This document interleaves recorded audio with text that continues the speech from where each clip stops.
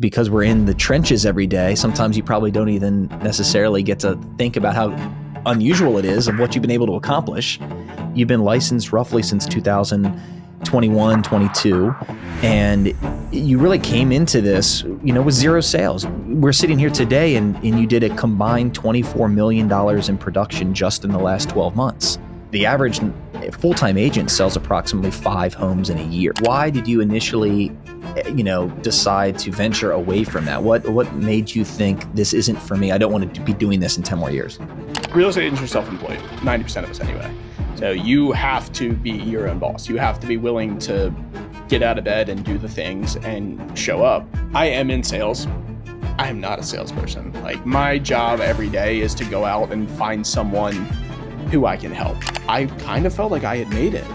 I had this okay, I've finally done this. I had 2 or 3 things under contract all at once. And I was like, all right, we've got it. And then 2 of the 3 things fell apart. Yeah. And then it was I basically went to zero. I had $10,000 in credit card debt. And eventually for a little bit had to kind of pull it back and call it quits and go back to the restaurant world. And that just is what it is. I'm happy to be sitting here today and happy to have made it through that, but it's not a straight path. Do you remember that phone call coming, trying to come back to real estate?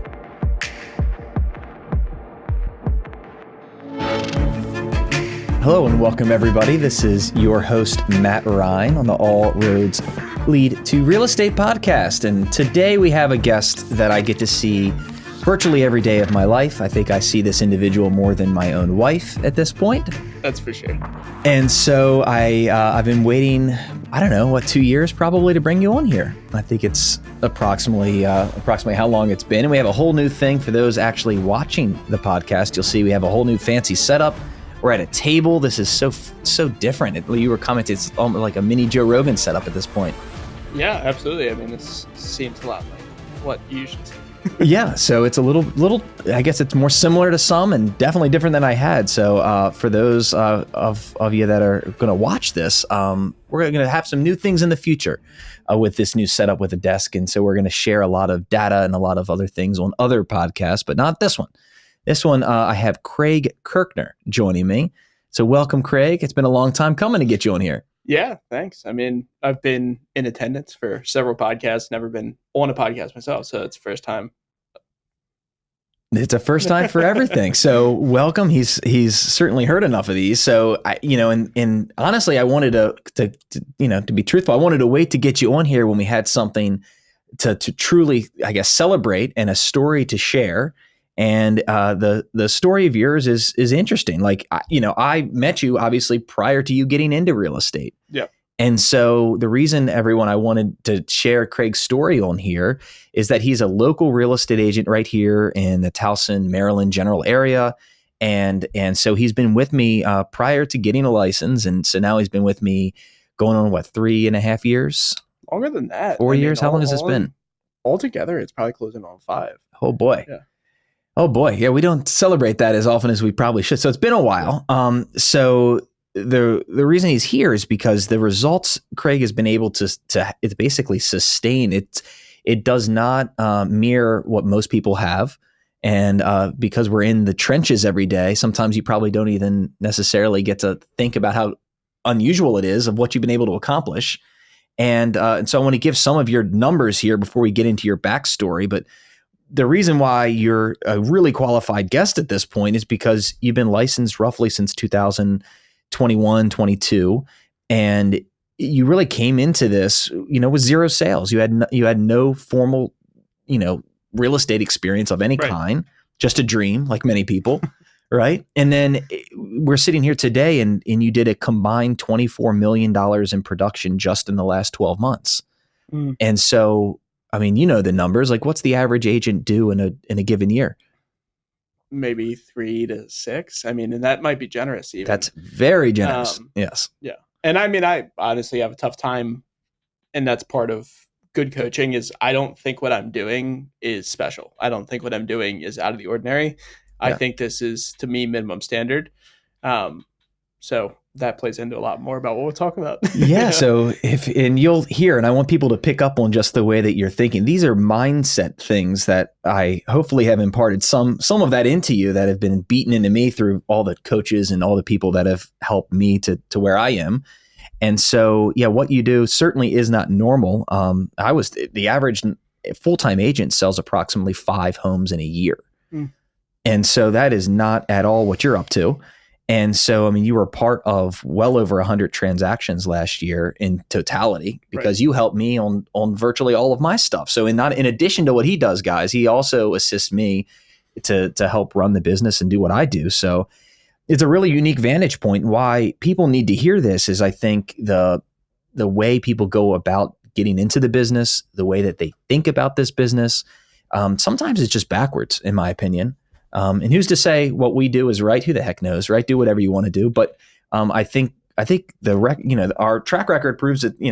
Is proof in the pudding. Like what we're doing is working. And I wanted you to share your experience instead of me blabbing about it. I'm like, let's get Craig on here and hear it, directly. And to be honest, we don't talk about this kind of stuff that much. No, we really don't. I mean, day to day, it's pretty. I mean, the business is all encompassing for sure. I mean, the past 3 days I've worked 8:30 a.m. to at least 9:00 p.m. like consistently. So it's pretty all encompassing. So it's nice in some capacity to sit back and kind of look and realize that what I'm doing or what we're doing together is something special. So that's interesting. Yeah, so it is special. So, but it is very doable. That's the other thing I want to get over. So the last guest I had is someone that was considering doing this at a different point in their career, right there at the end of their career, considering slowing down and doing this part-time. It was I thought a very different version of how you and I go about it, because when you came to me, you said, Matt, like, I want to go all in. Like, I'm doing this as a career and this isn't part-time for me. And I just knew you were going to be committed, or just from day one, which is why I was so attracted to work with you. And I don't know if everyone that certainly not everyone I've spoken to has that level of giddy up and obsession almost. Yeah. And I mean, I would say for sure that's kind of the general mindset of, I think, most people getting into real estate is, oh, like, this seems easy. I'll just help people buy houses. Like, I'll just go out and I'll meet people and we'll be able to take them through houses. And the layers to how difficult and challenging actually doing that on a consistent basis is something I think the public knows very little about. Right. And to actually consistently make a real living in this business, it takes full go commitment. If you have any sort of a backup plan or anything like that, it's not going to work. That is true. And I also want to say, as I'm listening to this, I don't want to discourage folks, because there are so many ways to be successful in the business. And it's really one of the unique businesses where you can choose to be obsessive like we are. I refer to what the choices we made in life and in our career. It's more of a lifestyle that's not an occupation. Right. It's not a job, really. It's a lifestyle. Yeah, no, I mean, if I was not as passionate as I am about this and doing this and building the business I'm building, then this is not the lifestyle I'd want to live. Now, that doesn't mean there's anything wrong with someone who wants to take on real estate as a second job or sell 2 or 3 houses a year. It can be awesome. It can be an awesome way to augment your, income. But if you want to do it, 100%, this is your only source of income, this is your only thing, then it requires a different level of dedication. It does. And you're a young man. You're still in your 20s. And I am reminded constantly how old I am when I'm near you. So thanks for that. It hits different once you get older. It's harder to keep up the pace. And so when I look at your capacity to hustle, I still have glimpses of that, but not as the ability to do it every single day in and day out like you do. So I always admire that about you, that you still have that giddy up. It hasn't been beaten out of you just yet. Yeah, and a lot of that's time on task. Obviously, I've been doing this a lot less time than you have. So I'm sure I'll get to a point in my career too where I'm not interested in working 12-hour days consistently. And I'd much rather just sit on my couch. Well, I'm not doing that either. But yes, it's choices. I always say we work really hard, and that what you're doing now is the grind to give you choices and options later. Right. And I think, it's very easy in your 20s, like where you are, to kind of relax and chill.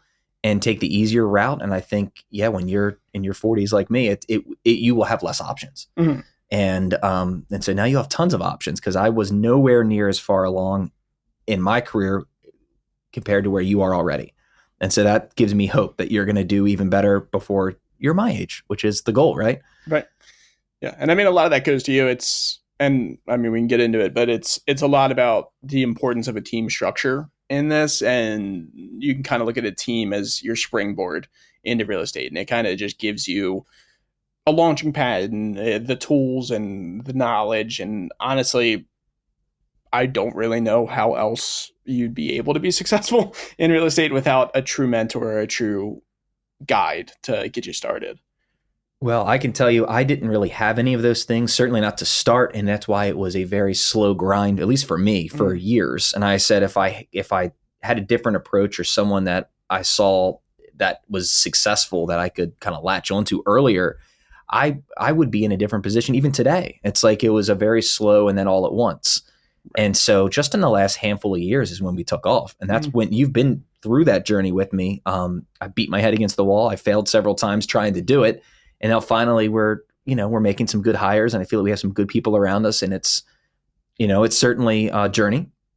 But let's start talking about Craig, right? So let's get into a little bit about your background. So after graduating high school, you've already been in the world of I guess you worked at a few different restaurants, but you were in the restaurant world, right? Restaurants, seafood markets, that kind of thing. I ran seafood markets for, pretty much the entire time I was in high school.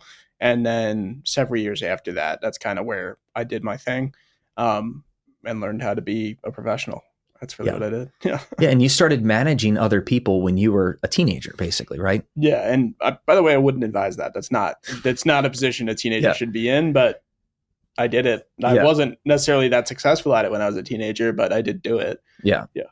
Well, it sounds like I know a little bit about your previous owner. Like you loved a lot about him, but they were in a situation where they needed you to just step up like way beyond probably where you should have been, just because of the needs of the business, and you were there. Being an 80-year-old business owner, like you probably don't want to be there day in, day out. Yeah. And I had enough experience to be able to do it. So very fortunate to be in the position I was able to be in, but I don't think a teenager should be running a $5 or $6 million business. Like it's probably not a good idea.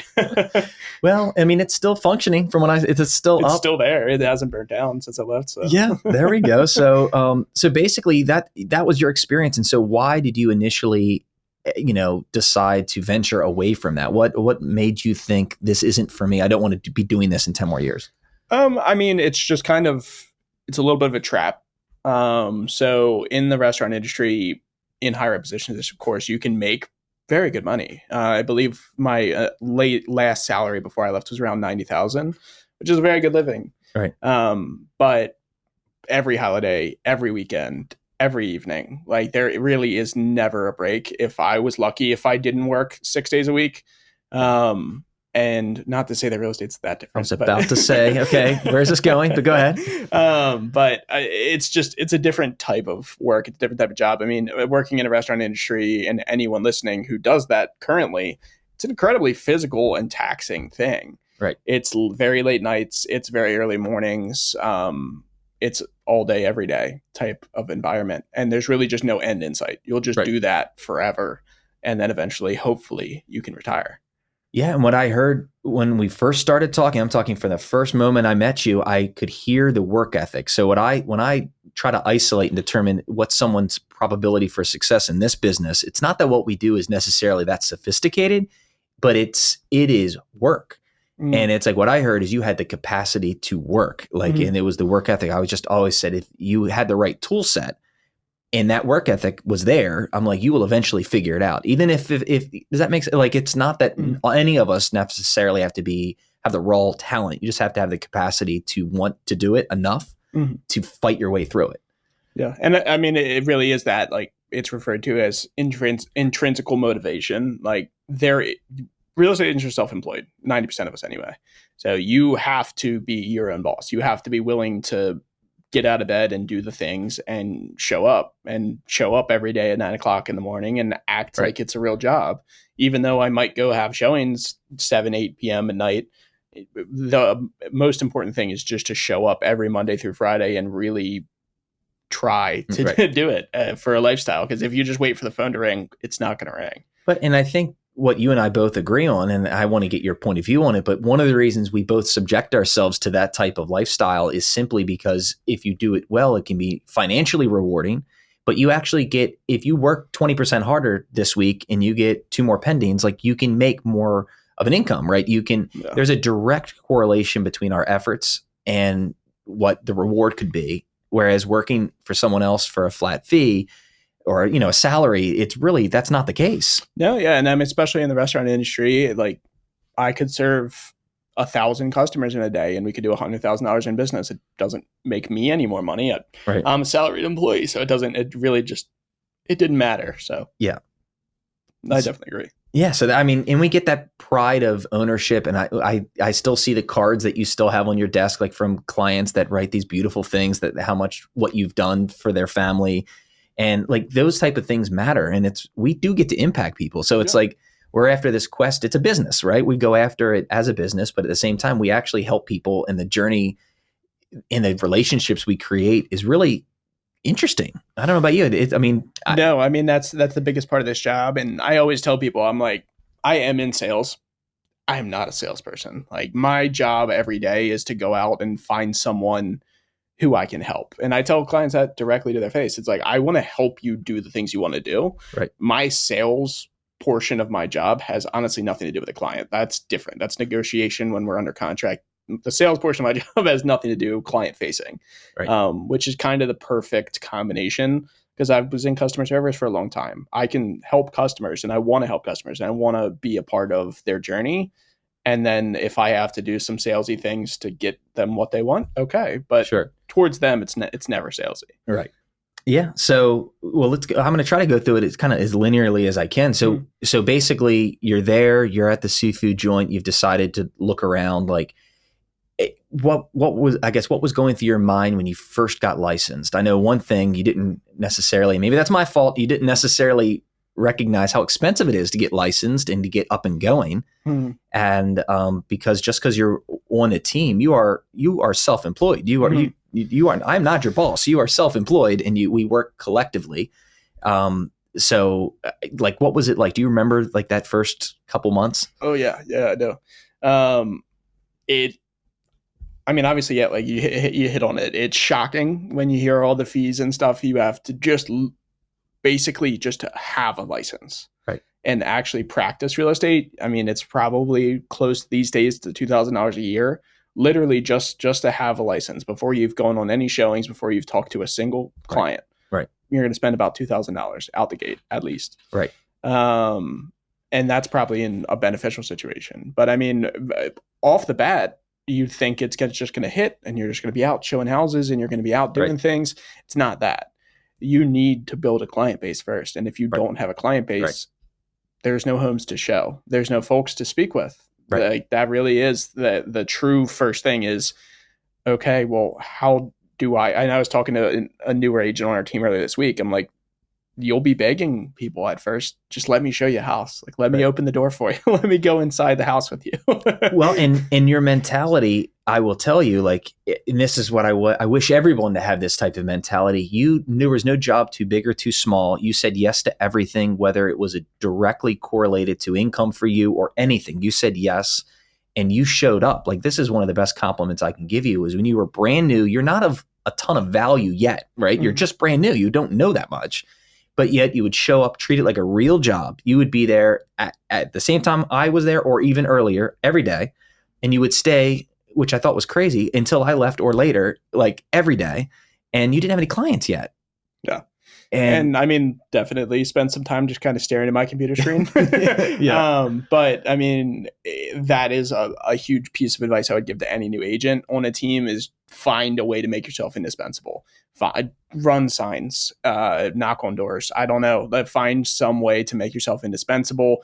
I put together chairs in our office. I hung things on the wall. But meanwhile, I'm the worst handyman of all time. But I did it because I wanted to make myself indispensable. And I guess it worked out. What happens is when you make yourself indispensable and you're doing all these things, you're like, God, this guy's awesome. And like when there's an opportunity to hook you up in the beginning with like an opportunity or a lead, you want to give it to them because they're like, this person deserves the opportunity.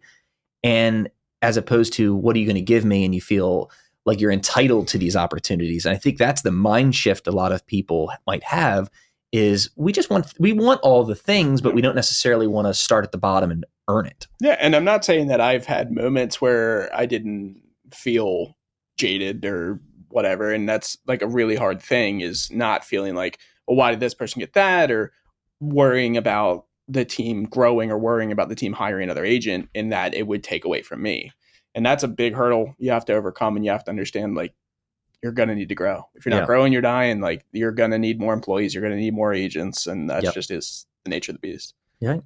So, so in the very beginning, you got through the licensing and all that. So what was the first year experience like in your mind? Like, having no experience, it's not rosy, right? It's not like a sexy thing. And I don't want to be too dark. I mean, it's tough. You're not, especially just in the microcosm of real estate, you're not going to make lots of money at first. You're really not. You have to be wholeheartedly committed to this and wholeheartedly willing to live out of your savings account and live out of your credit cards and eat ramen noodles and peanut butter and jellies. And you don't mean that. You don't mean that. I do not mean that metaphorically. I mean that very literally. Yes. Yeah. And if you, it's up to you if you want to share your journey, but in the beginning, like, it was tough, right? Like, I mean, I basically went to zero. I had like $10,000 in credit card debt. And eventually for a little bit had to kind of pull it back and call it quits and go back to the restaurant world. And that just is what it is. I'm happy to be sitting here today and happy to have made it through that, but it's not a straight path. Right. It's up and down roller coaster. It's a roller coaster ride on either side. Becoming an agent or buying a home as a client, I always tell people it's a roller coaster ride of emotions. There's going to be real big highs. There's going to be really, really low lows. And what's even weirder is right before I eventually had to pull the plug and go back to the restaurant for a little while, I kind of felt like I had made it. I had this like, okay, I've finally done this. I had like 2 or 3 things under contract all at once. And I was like, all right, we've got it. And then 2 of the 3 things fell apart. Yeah. And then it was just soul like crushing. I don't know if I can physically. I didn't have the money to keep doing it. I just had to pull the plug for the moment. It was insane. And so it's like, people need to hear that, because sometimes everybody like gets on stage and say, you know, we congratulate people that have made it and they're in this $1 million agent club and all these things. And a lot of times they don't really talk about like, this is what it really took to get there. Yeah. And I like the amount of, like, it felt like a failure to me because I want you to succeed so badly, but we were in a position to not be, because I need to also feed the business and produce. And so where I was in the business, I didn't have enough opportunities yet to even share to keep you afloat. And truthfully, it's like you were still so new and so green. It's like, I can't give you certain opportunities at the time because I was like, I have to make sure that closes. Right. And so it's like a weird space for both of us at the time. And it killed me, you know, not quite as much as you, but it felt horrible for me. Yeah. That was not a good day. I remember it vividly. Yeah. It was not good. And so, but let's go back to, okay, so now it's several months. You got this, you know, a nice pay bump to go back because they needed you so bad. And so you like sustain yourself. And so a period of months go by, and then I get a call from you when I'm actually on a boat, like celebrating with, you know, I don't know, we were just doing something like a team building thing. And do you remember that phone call coming, like trying to come back to real estate? Yeah, for sure. I remember the phone call. I had definitely, the restaurant business had just ran its course. There wasn't a day after I had done real estate and gone back to the restaurant I didn't think about doing this. I didn't think about showing people houses. I didn't think about making the calls. And that was the biggest moment for me where I was like, okay, this is truly something I desperately need to do. And eventually things came to a head and I just called you. And I wasn't even sure you would have the space or the opportunity for me to rejoin. Fortunately, you did. But no, I remember it vividly. And I was very excited to even get the second chance to prove it. Yeah. And maybe I'm screwing up the exact wording, but I remember basically you said, I will literally do whatever it takes. Yeah. And I'm not afraid I will go beyond zero into the negative territory. There is no backup plan. Like that's what you said. Yeah. It's like, to me, it's like burn the boat. It's happening. I tell people that all the time. I told it to the new agent we just hired. I'm like, that was honestly, I think, one of the biggest pitfalls of the first go around in real estate was I always knew I could just go back to the restaurant. I could just do it. I knew Your old job was waiting for you. I knew they would take me back. And that's not to sound arrogant. It's just, that's the nature of that business. It's constant turnover. I knew I could get a job there, and I knew my skills were different than what you could hire someone off the street with, just because of my level of experience there. And unless you're going to be wholeheartedly committed to this and not even consider doing something else, then it's going to be really hard. Yeah. And you better hit every green light. Yeah, it's the real deal. So it's like, when I heard that, I was like, my God. So to be honest, we didn't really have a spot for you, but I was like, we're doing it because I knew it in my heart that you will be successful. It's a matter of either opportunity or timing, something. And it's like, I'd say certainly within the first 12 months of you being back, like there's no question. Like you went from being in debt. He loves his truck, guys. Like he had a truck. This was like his baby. He had a big ass pickup truck. He loved it. And he's the gas guzzling truck he's using for showings. Yeah. And he had, he was like coming back in debt, like trying to make it work. And he's, and I said, you got to get rid of that truck. You owed a bunch of money on it. It was new. So you owed all this money.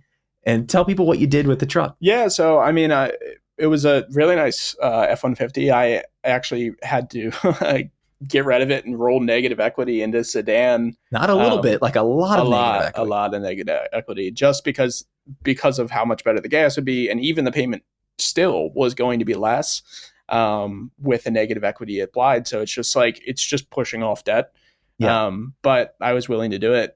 Because I knew that truck was going to be one more. It was the kind of like the last barrier, is the last thing on my back to get off my plate before I could really delve into this. Yeah, it's like you came back with a car you did not want. Hated it. He hated that car, and it was like a sign of his commitment, though, of what he was going to do to get through it. And you owed way more than the car was worth. Yeah, I literally couldn't have sold it. Yeah, and in what, a year or 2 years from that period. Like what happened with the car now? Yeah, it's gone. I mean, at the worst of my second go around, I was around virtually $0 in the bank account, at least $10,000 in credit card debt, and a car that I probably owed double what it was actually worth. Right. To the point where I have virtually zero debt. I mean, obviously business credit card and whatever, but doesn't matter. Cutting off, all of the car, I paid off like $15,000 just to be able to sell the car to get the truck I have now. So I mean, it's quite the turnaround. Yes, he got rid of that car he hated so much, and like that was like so crazy to see you show up in like a new F-150 Lightning that now you're not upside down on it anymore. Like, yeah, and honestly, part of the reason I bought it, and it's a big thing, and it's something I've again learned from you, is I've gotten to a point where I felt pretty comfortable. I felt pretty comfortable with the amount of bills. I felt pretty comfortable with where I was in my career and everything in real estate. And then I was like, that's not a good thing. I need to feel more uncomfortable. Yeah. And now bought the truck, and now I'm looking at buying a bigger house and taking on a bigger mortgage payment, because you just got to keep feeling uncomfortable. That's the only way you'll get up every day and do it. I mean, you paid off your debt, you paid off the car debt, you paid off your credit card debt, you managed to buy your first house after you came back, you were approvable, you got a house, and now you're going to even increase the house and be more comfortable. Mm-hmm. And, all that's happened in a pretty narrow, short window of time. Yeah. I mean, I think it's been 2.5 years now since I came back full time, and here we are. I mean, it's just remarkable. And then to be at that level of sales, and I think you're already like past half of what you did last year in the first few months. So yeah, I mean, I've already eclipsed personal solo volume. I've already eclipsed what I did last year. And then, I mean, and it's not exactly the best market out there. It's not the easiest market to get it done right now. I came up and cut my teeth during COVID, so anything compared to that feels a lot easier. Sure. There's not 10 offers on every house. People get home inspections these days, so I have a tough time belly aching about it. Yeah, so it's quite the success story, and it's just like now, as we continue to evolve and like you said, get uncomfortable, I try to change it up every couple of years. Either get a new office, I try to expand in some capacity. It's like, you always want to be doing something a little bit bigger. You always want to have another stretch goal. You said if not growing, you're dying. I think when we just want to stay the same, it's really challenging to get the fire in the belly to do what we do. It's like you got to continue to reach. I've heard people say about like prize fighters, not to compare us to prize fighters, but we look like it. Yeah. Oh yeah, for sure. People like prize fighters, like once they get a couple million in the bank and they're waking up in silk sheets, like it's really hard to get up and go run and go to the gym and do all the things they did to get them to that point. Right. So it's even more important just to continue to make yourself uncomfortable. Just stay even. It's all even. Whether you lose a deal, win a deal, it doesn't matter. It's even. I've numbed you pretty good, haven't I? It's important. It's a really, really important skill because if you ride the highs and the lows, it's going to be really, really we difficult. don't go crazy. It's why it's like I don't go crazy with individual celebrations when you have a big crazy month or a quarter or a big house. It's like we try to keep even keel because there are times, like you said, when it didn't go your way or you lose 2 in a week. We don't, it's just we keep it even. And I think that's the best way to do this long term. This is a marathon. This is not a sprint. Yeah. And I think it's the way we go about it. I think we keep our head down and we work. And so, I would say like what, having reflected back on the last couple of years, knowing what would you go back and go through the torture to do it again? Yes. Yes, I would. This lifestyle I live now is a lot better than the restaurant industry. I mean, I have the ability to next week, if I wanted to just disappear and go to the beach for a week, I could do that. It's like the benefit of the only person I'm stealing from at that point is myself. Right. So that's really the difference between this job. And I don't feel like I work most days. Like I really truly love this. I really do love showing people houses. I love going to listing appointments and I love hearing people's stories and just being a part of their life. Like it's the biggest thing. We do a lot of business on the internet. So I was just talking to someone about it the other day at a closing because they wanted to know how they met the real estate agent. They just met me online, but now that's a person who considers me a friend, like a personal friend. That's a crazy thing. You just made a call because you wanted to see a house. Right. And eventually you meet someone like Matt Rhine and we're part of your story for the rest of your life. Yeah, you can't get rid of us. No, we're staying around. I promise. I'll knock on your door. Yeah, I had lunch today with someone that we've bought and sold like 5 homes with. I met them online, same thing. And now I know their whole family. We're like, I'm invited to, the kids' birthday party. It's like, I think good people we all connect and not everyone you're going to be best friends with. It's the realization that, we can still have some folks that we really connect with deeply and others are more surface level, but we get to know people really intimately, I feel like, because we got to talk about the finances and the makeup of the family and you get to know way more about people than you ever thought you'd know, for sure. I mean, certainly. Yeah, that's to put it mildly. Yeah. So I find that fascinating. So, so what would you say, like when you consider what the biggest challenges are or the things that you think are, things that people might not be aware of outside of what we've already talked about? It's just so much different than you think it will be.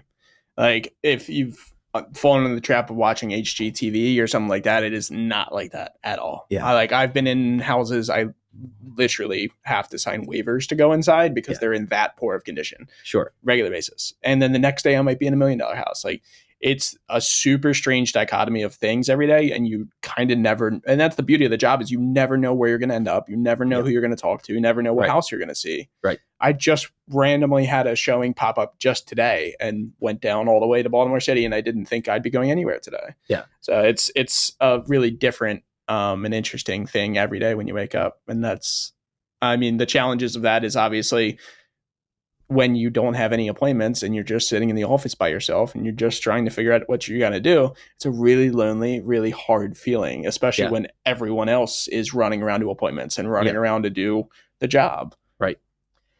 Yeah, I don't disagree, but I will say this, and I think you know it, the hardest part of that job is getting like the initial experience, getting over the hump. The reality is there will be no harder time than probably what you've already gone through. There'll be different times. There'll be different hardships, but the hardest part because no one can take away your experience. Like you already know all the things pretty much. Like you continue to get better over time. Like you're going to keep even getting more refined and your skill set gets even better. But you have more experience already in your first couple years than most people do. You know, you love it. And agents love to say, I've been doing it 25 years. No. But they've sold 3 homes or 5 homes a year for those 20 years each. Like it's their combined experience you've already had. Like we talked about, I mean, I went through a point where I literally had to tell my girlfriend, I was like, I was not sure how I was going to buy groceries that week. Yeah. And like, she didn't have any money. I didn't have any money. I didn't know exactly what we were going to do, but I had to literally walk into the bedroom after she sent me a store list and be like, I can't buy that. I don't know how I'm going to do that. So showing houses will never be that hard. That'll never be as hard as that conversation ever again. Yeah. So, God, man, that's something.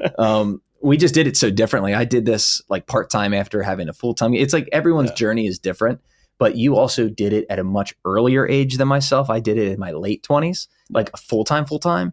And then by then I had savings, like much deeper savings. You did it with very little to no savings. Yeah, I wouldn't necessarily recommend the path I took, but if you're truly motivated and you can do it. You can do it from literally the bowels of nothing. You can have no assistance, you can have no help, you can have no savings, and you can make it if you want to try. And if you really want to be passionate about it and put the work in, then it's possible. Right.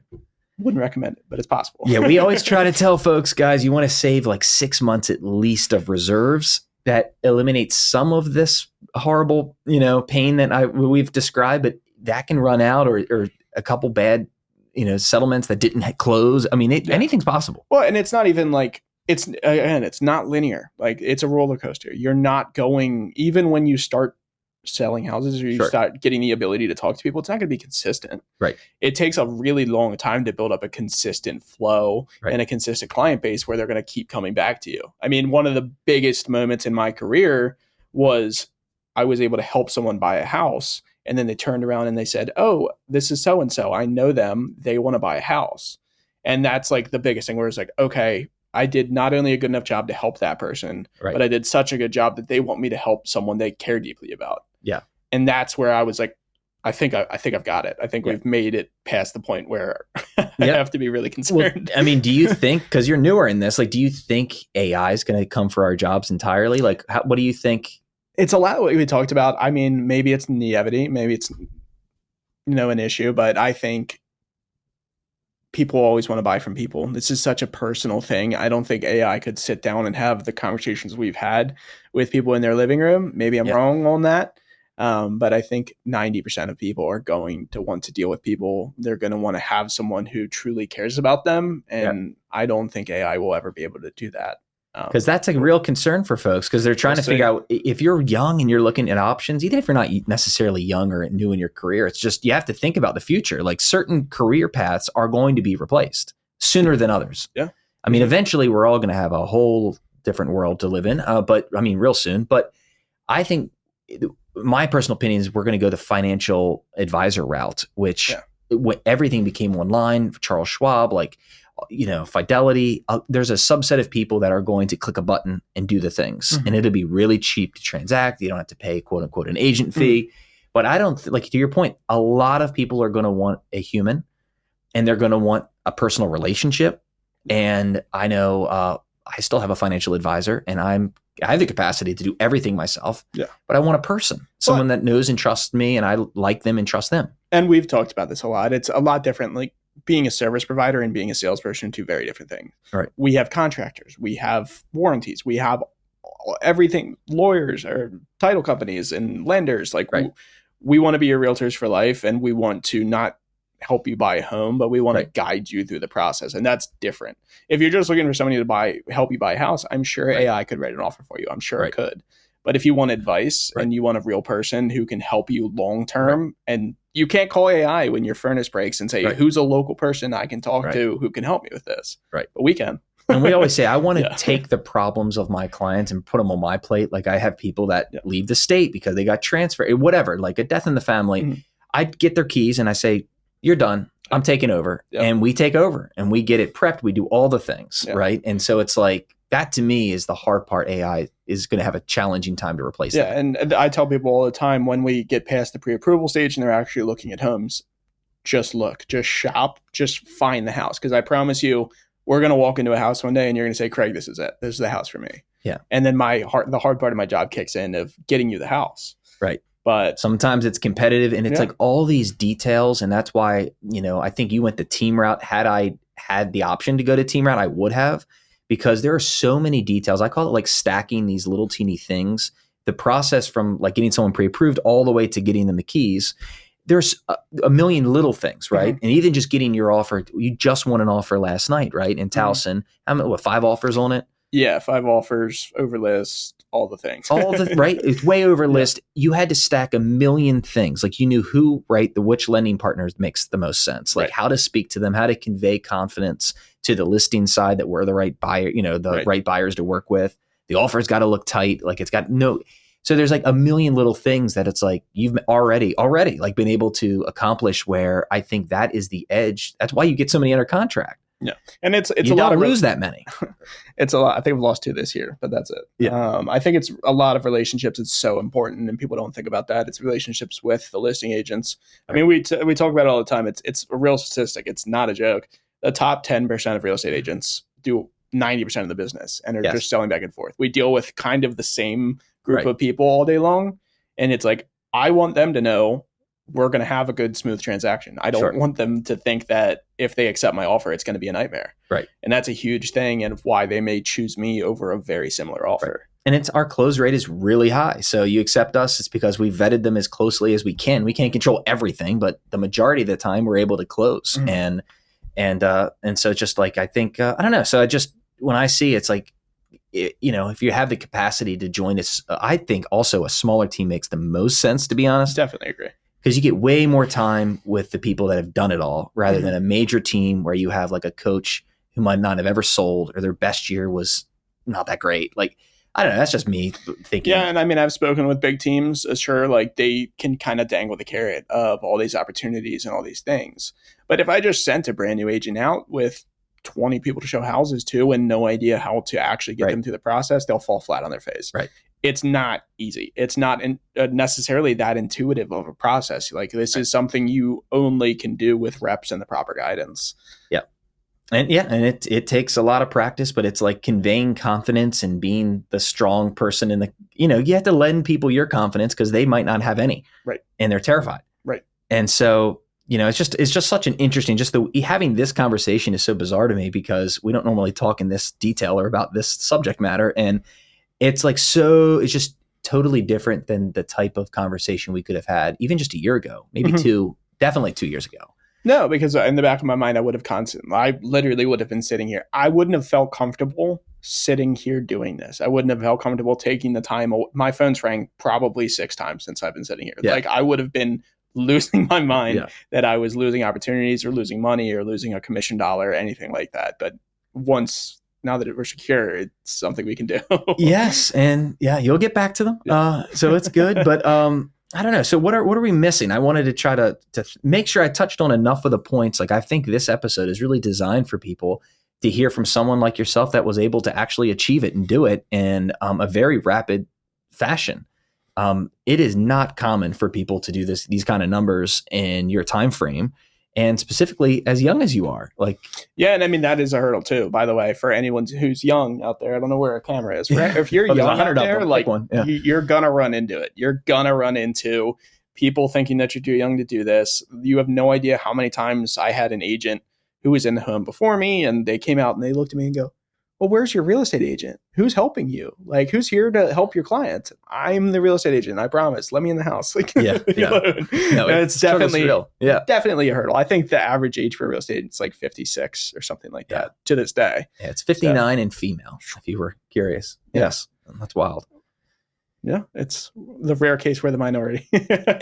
Yes, it's, and it's usually because it's a second career for most people. That's just facts. And it's not, and by the way, they're successful too. What we're describing is, I think, maybe the extreme, which is it's an all-encompassing lifestyle. It's like you're obsessively following up quickly. Like you're the extreme, but I think if you want extreme results, that's probably the easiest way to get. Right. And that's what we're talking about. I mean, we want to be, I want to I want to be the top agent. I want to be a nationally ranked realtor. You don't have to do that. Yeah. Could you make $50,000 or $60,000 in real estate and not work 7 days a week? Of course. Yeah.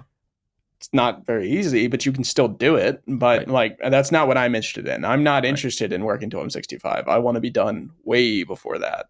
And there is a realistic path that may sound crazy, but that's not a crazy thing in real estate. It's not. No, it's options, and you get to see and build wealth in this career, which is a very interesting thing. We see how it's done. It's like if this was insider trading, honestly, we'd all be in jail, because we get to see homes before they ever hit the market. We know how it all works. We see behind the curtain, and it's really fascinating for us to see how it all works, right? Yeah. I mean, I can promise you, if a house has been staged and prepped and done all those things, like, there was a realtor 90% of the time behind that, pulling the strings, making the selections. Right. I just had one in Towson. I did all the paint selections. I did the countertops. I did the staging. And 2 years ago, that was absolutely not a thing. I would have had no idea what to possibly tell them to do or say, or the advice to give. Right. But it's just, it goes back to, it's an all encompassing thing. It's way more items and way more knowledge than you think you have to have. Right. We have to be jacks of all trades and masters of none in all things, from inspections all the way down to home interior design. Like, it's everything. Yeah. Yeah, it's wild. So, I mean, in conclusion, man, I'm proud of what you've been able to accomplish. I'm so grateful that I work with you every day. So thank you very much for being a part of the success collectively. And, hopefully it's many more years of good things in the future. And, I'm excited for what the next chapter continues to unroll. It's been a wild couple of years, hasn't it? Yeah, for sure. I mean, I wouldn't have thought I'd be sitting here, and I wouldn't have thought that I'd have been able to do what I do. But at the same time, I don't think what I'm doing is unordinary, and I don't think it's that special. So it's different. It's a weird two sides of thought process. Well, who knows? It's good. It's I've beaten you down to the right level. Keep them modest, everybody. There's no ribbons and balloons where we work. Just constantly think it's all going to vanish at any time, and you'll be just fine. Exactly. All right. Well, that's my phone alarm going off, so I know this works. It's the next showing we have to go to. All right. Well, all right. Well, Craig, thanks so much for joining me today. Absolutely. Thank you.